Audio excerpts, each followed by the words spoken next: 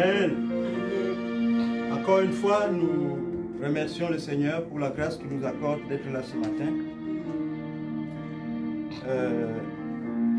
Nous ne sommes pas meilleurs que ceux qui sont déjà passés. Dieu nous apporte dans sa maison pour que nous puissions une fois de plus l'adorer. Non seulement l'adorer, n'est-ce pas? Nous repentir, parce que nous devons nous repentir tout le temps. Amen. Amen. Il y a quelques semaines, un grand pasteur a perdu son jeune homme, son fils, qui était censé d'ailleurs le remplacer dans l'église, le pasteur de Redeem Church. Et je voyais ça à la télé, ça me faisait mal, vraiment mal. C'était difficile à supporter.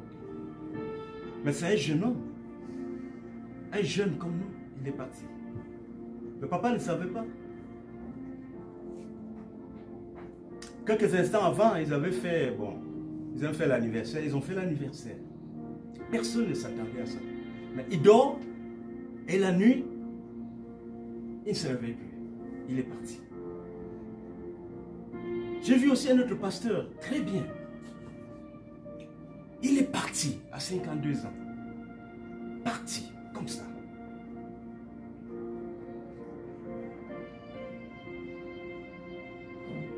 Le thème de notre message ce matin, c'est l'édification à la vie.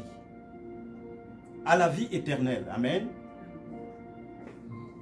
Parce que c'est ce qui nous reste à défendre coûte que coûte. La vie éternelle.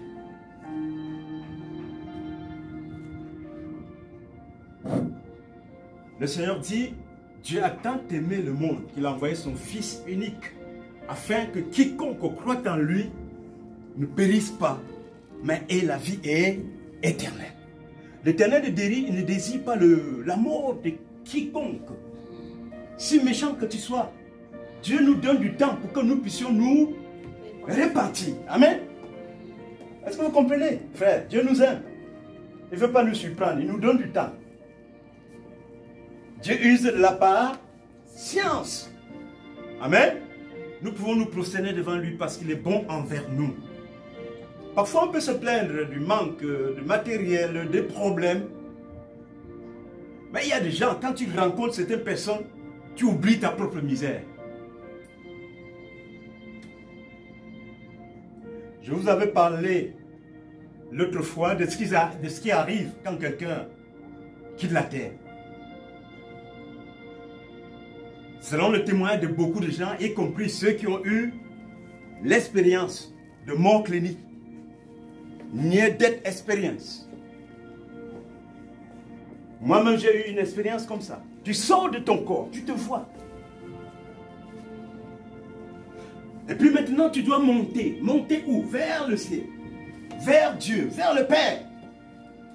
Amen. Il faut que tu montes vers le Père. Et ça ne suffit pas.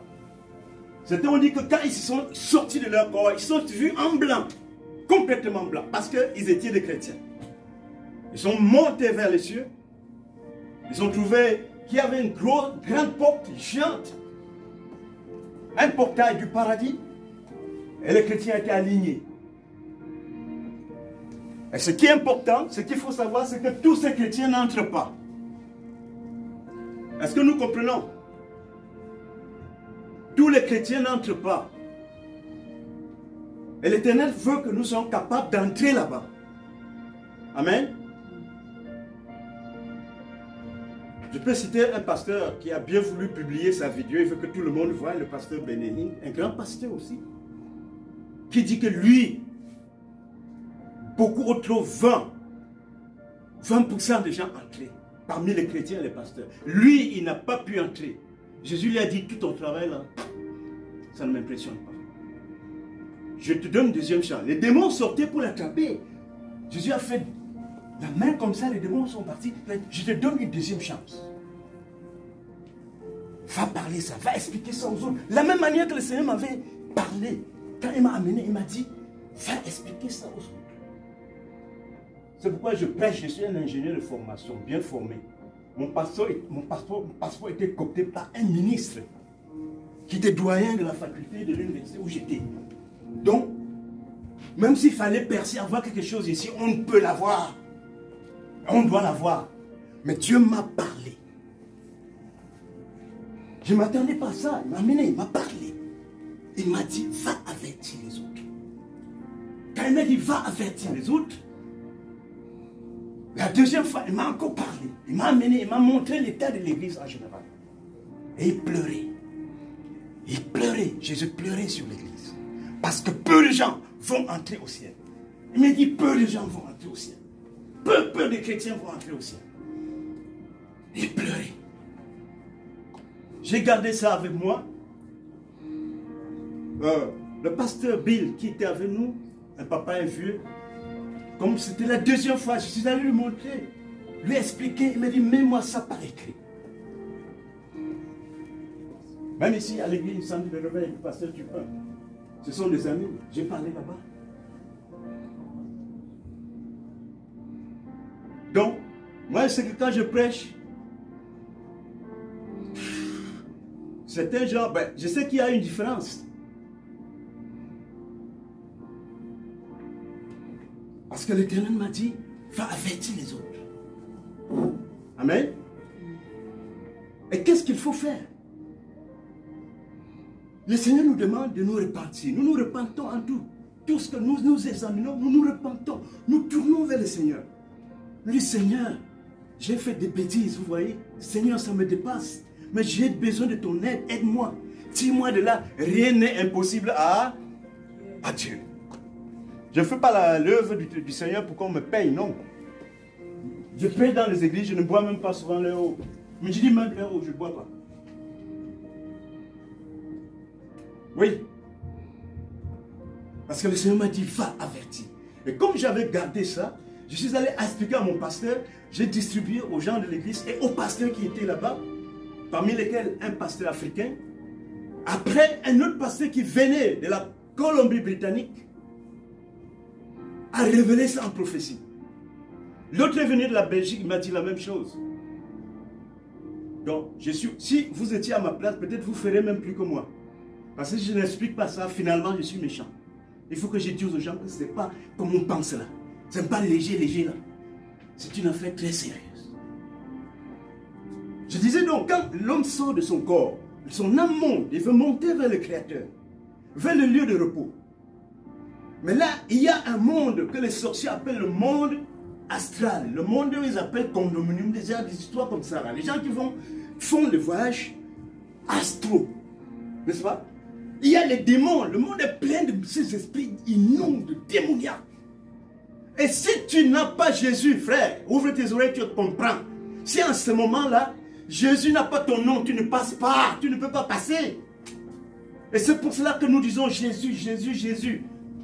Amen. Si ton nom n'est pas là, si le Seigneur n'envoie pas un ange pour t'accompagner, tu ne peux pas traverser la zone là.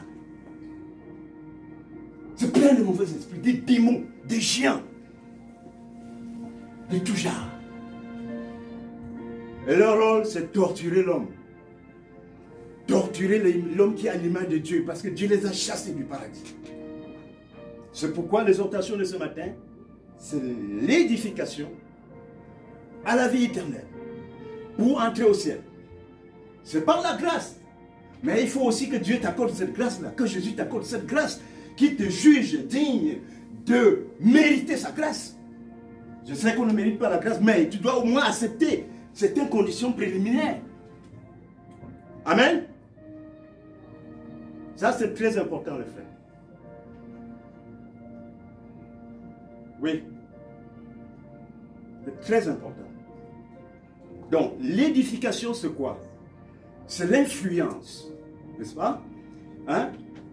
Une instruction, un éclairage moral pour amener les gens à un certain niveau, à comprendre certaines choses.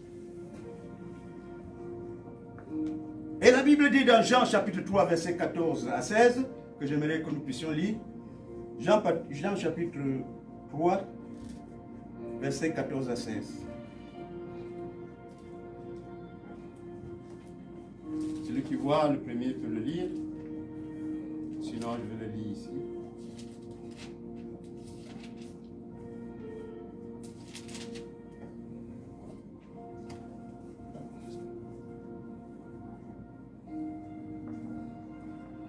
chapitre 3, versets 4 à 16.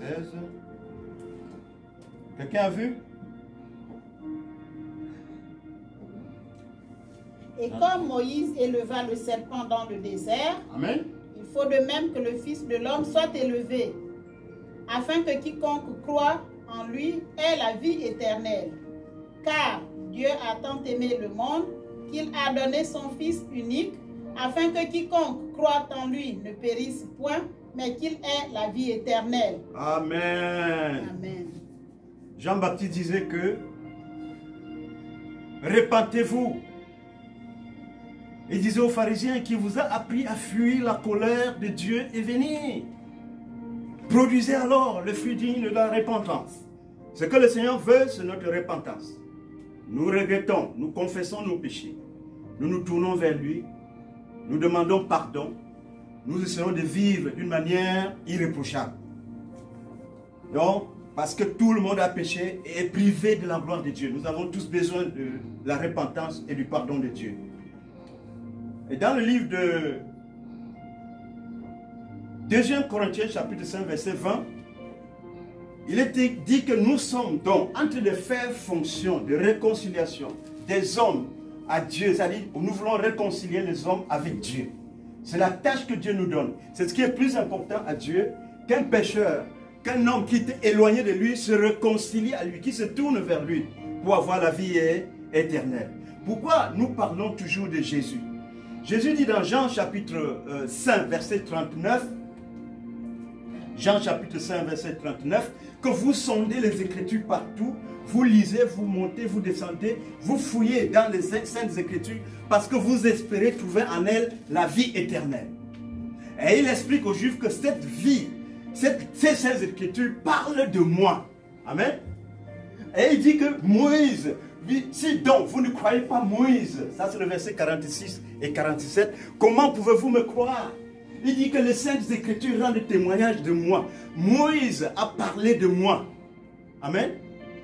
Il informe les gens que Moïse parlait de lui. Et quand tu lis dans le livre d'Exode au chapitre 20, on dit, le Seigneur dit à Moïse, l'Éternel votre Dieu est l'unique Dieu.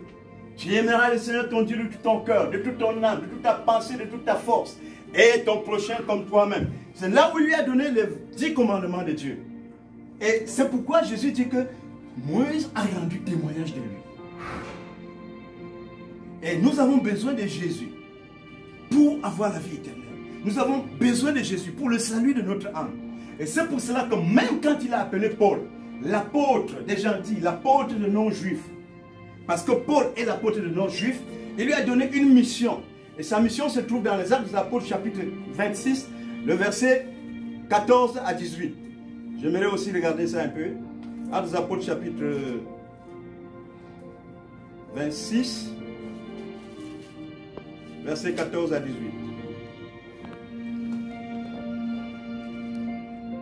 Je commence au verset 16.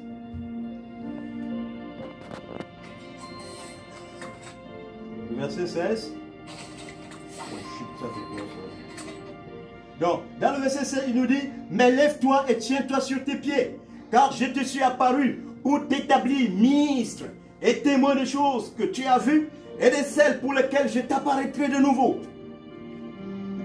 Je t'ai choisi du milieu de ce peuple et du milieu des païens vers qui je t'envoie maintenant, afin que tu leur ouvres les yeux pour qu'ils passent des ténèbres à la lumière, de la puissance de Satan à Dieu, pour qu'ils reçoivent par la foi en moi le pardon des péchés et l'héritage avec les sanctifiés. Amen.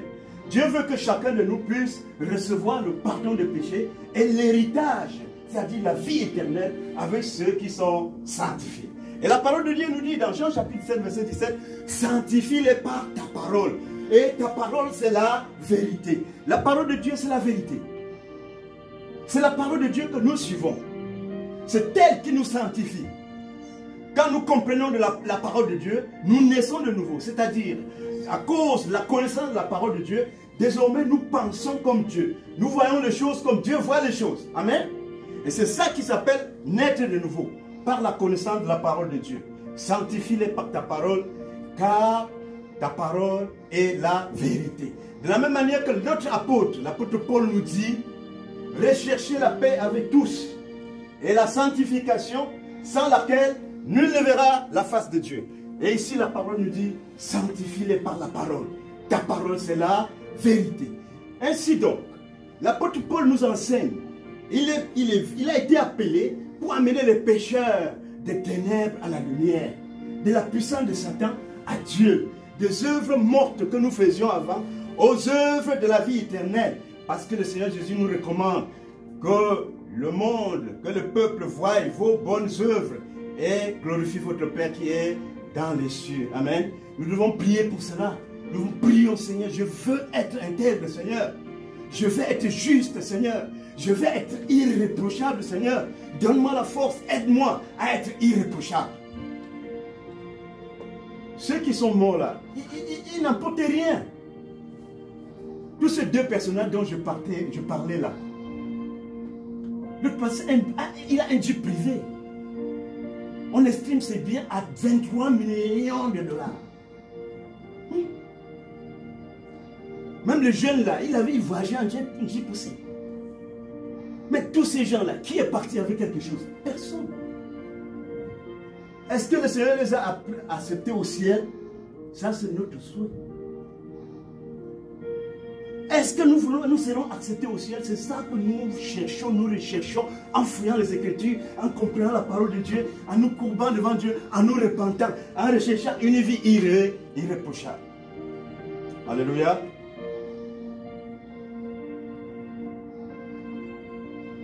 Matthieu 16, 14. Matthieu 16, 39. Jésus dit une chose. Une génération perverse et adultère fait un miracle. Et ne vous sera produit aucun miracle. Chapitre 12, verset 39, même chose. Une génération adultère et perverse veut un miracle. Il ne vous sera fait aucun miracle. Naître de nouveau, c'est épouser les idées de Dieu, la manière de voir du Seigneur. Et l'apôtre Paul avait tellement épousé la manière de voir du Seigneur, tel qu'il écrivait, soyez mes imitateurs, comme moi aussi je suis l'imitateur du Christ. Amen. Et puis il dit dans Philippiens chapitre 4 verset 9, que j'aimerais que nous puissions lire aussi, Philippiens chapitre 4 verset 9.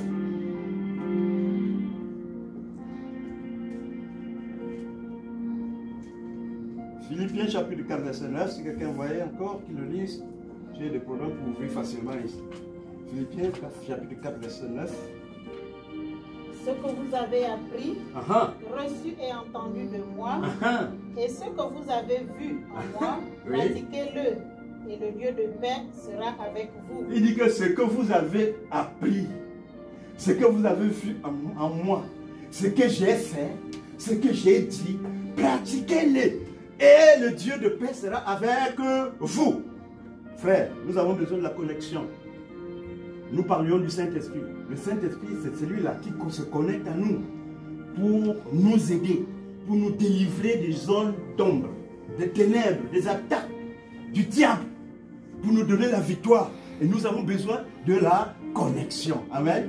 Et pour avoir la connexion, nous devons vivre, essayer de nous conformer à la parole. Alléluia. Amen. Donc quand tu lis la parole, tu deviens comme un enfant. Tu dis, Seigneur, je vais être bien avec toi. Aide-moi, Seigneur. La Bible dit que quiconque demande, reçoit. Amen. Je fais certaines choses. Parfois, quand il y a le calme, la paix, quand tu fais ta prière ou bien l'évangélisation, tu lis ta Bible, tu es en paix ou tu chantes des cantiques. Et quand tu as la connexion, Dieu te révèle des choses. Amen. Dieu te révèle des choses. Il y a plusieurs choses que Dieu me révèle. Mais parfois, des choses que Dieu révèle, toi-même tu regardes dans le physique, tu ne crois pas. Tu ne crois pas que ça peut être ça. Jusqu'à ce que ces choses arrivent. Parce que c'est difficile à croire. Quand tu vois comme ça, c'est difficile à croire. Tout semble bon, bien. Mais c'est difficile à croire. Alléluia. Que je gagnerai un homme si perd son âme. Que le Seigneur nous aide. Amen. Que le Seigneur ait pitié de nous. Alléluia. Amen. Donc,